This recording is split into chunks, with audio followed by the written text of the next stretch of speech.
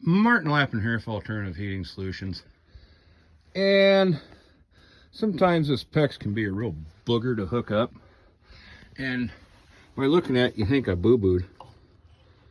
It's too short. Uh-oh, now what? But it's not.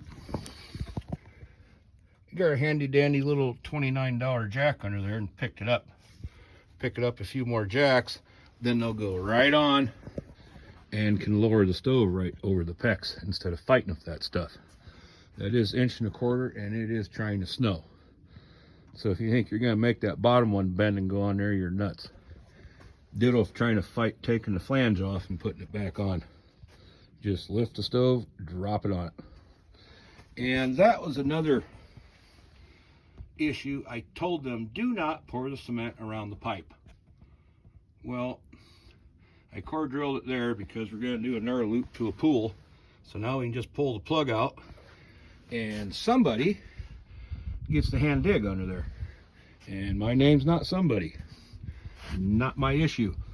So on your one, because this is going under a edge of a roof,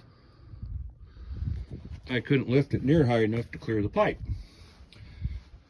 That and it's normally would be facing the other direction, so lifting it's not an issue. So in this case, we just cut it off. Then that is a 4-inch PVC coupler and a piece of 4-inch PVC, and we will either stuff a little insulation in or even a can of spray foam and take care of that. And a pair of little vice grips clamped to the screw on the jack makes controlling it a lot easier. But yeah, took 2 minutes.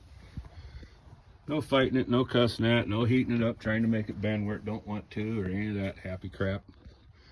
And yeah, I got a bum shoulder too, so I cheat. The 1.25 inch PEX tool takes a lot to make it snap. And if Milwaukee ever makes an 1.25 inch die for their M18 tool, I will have it.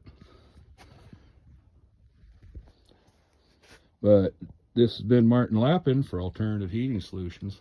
If you like our videos, please subscribe to our channel. And as always, if the women don't find you handsome, at least they can find you handy.